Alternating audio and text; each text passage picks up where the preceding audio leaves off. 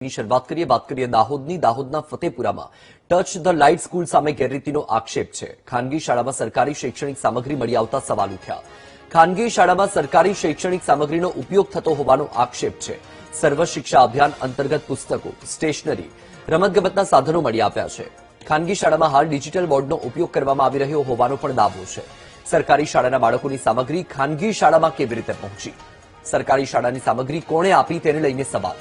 સમગ્ર મામલે શિક્ષણ વિભાગ નિષ્પક્ષ તપાસ કરે તેવી માંગ છે।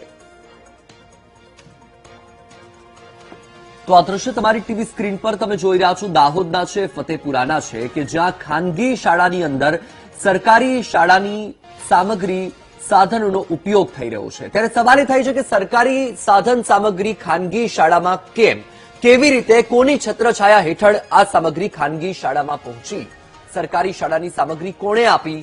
એક સૌથી મોટો સવાલ છે। અત્યારે અપેક્ષા એવી છે કે આ સમગ્ર મામલે શિક્ષણ વિભાગ નિષ્પક્ષ તપાસ કરે।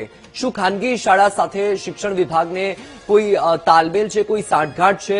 કયા અધિકારીના ખાનગી શાળા પર ચાર હાથ છે?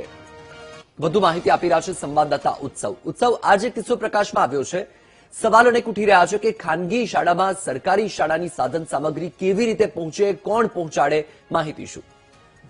જી ચોક્કસથી વત્સલ, જે ફતેપુરાની જે ખાનગી શાળા છે જેનું નામ છે ટચ ધ લાઇટ કરીને જે સ્કૂલ છે, તેની ઉપર જે સરકારી શાળાના જે શાળાઓની જે સામગ્રી છે તે મળી આવી છે। જે સરકારી શાળાના જે પુસ્તકો હોય, જે રમતગમતના સાધનો હોય સહિતના જે મોટા પ્રમાણની અંદર જે સરકારી શાળાનું જે પ્રાઇવેટ ઉલ્લેખનીય છે કે સરકારી શાળાની અંદર જે સર્વ શિક્ષા અભિયાન અંતર્ગત જે અનેક ગ્રાન્ટો આવતી હોય ને જે રમતગમતના સાધનો, પુસ્તકોથી લઈને જે અનેક વસ્તુ શાળામાં આપવામાં આવતી હોય, પરંતુ ક્યાંક ને ક્યાંક જે સરકારી શાળાની જે વસ્તુઓ છે એ પ્રાઇવેટ શાળાની અંદર પહોંચી ગઈ છે। હાલ તો જે મોટા સવાલો ઉભા થઈ રહ્યા છે કે શું ખરેખર જે સરકારી શાળાની જે રમતગમતના સાધનો હોય કે પછી અન્ય જ વસ્તુ હોય તેને પ્રાઇવેટ શાળાની અંદર વપરાશ કરી શકાય?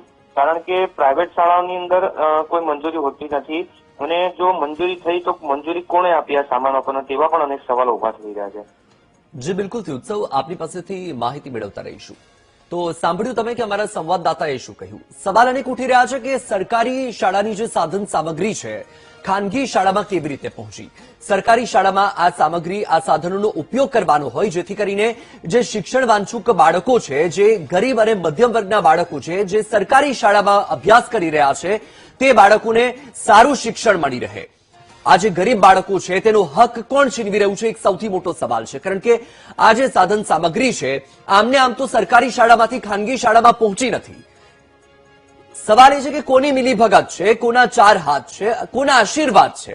ગરીબ અને જરૂરિયાતમંદ બાળકોનો હક કોણ છીનવી રહ્યો છે? અને આ હક છીનવવાનો અધિકાર જેણે પણ આ કૃત્ય કર્યું છે તેને કોણે આપ્યો? સરકારી સાધન સામગ્રીનો ખાનગી શાળામાં ઉપયોગ કેમ કરવામાં આવી રહ્યો છે? કારણ કે આ જે સાધન સામગ્રી છે જે અભિયાન અંતર્ગત ફાળવવામાં આવી છે સરકારી શાળામાં અભ્યાસ કરતા જે વિદ્યાર્થીઓ છે તેમના માટે છે, ન કે ખાનગી શાળામાં અભ્યાસ કરતા વિદ્યાર્થીઓ માટે છે।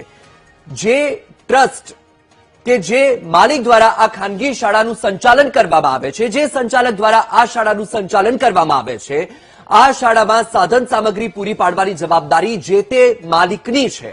તો સરકારી શાળાની જે સાધન સામગ્રી છે, જે શૈક્ષણિક સામગ્રી છે, એ ખાનગી શાળામાં કેવી રીતે પહોંચી? અને જો સરકારી શાળાની જે સાધન સામગ્રી ખાનગી શાળામાં વાપરવી હોય તો પછી ખાનગી શાળા શું કામ ખોલવી જોઈએ? મોંઘીદાટ ફી શું કામ લેવી જોઈએ? શા માટે લોકોની પાસેથી પૈસા ઉઘરાવવા જોઈએ? જો તમે સરકારી સાધન સામગ્રી વાપરો છો તો શું તમે મફતમાં શિક્ષણ આપશો? સર્વ શિક્ષા અભિયાન અંતર્ગતના આ પુસ્તકો છે, સ્ટેશનરી છે, રમતગમતના સાધનો છે, સાથે નવાઈની વાત તો એ છે કે આ ખાનગી શાળામાં ડિજિટલ બોર્ડનો ઉપયોગ પણ કરવામાં આવી રહ્યો છે। હવે સવાલ એ થઈ રહ્યો છે કે આટલું મોટું આ જે કૌભાંડ થઈ ગયું તો શિક્ષણ વિભાગ શું કરી રહ્યું છે?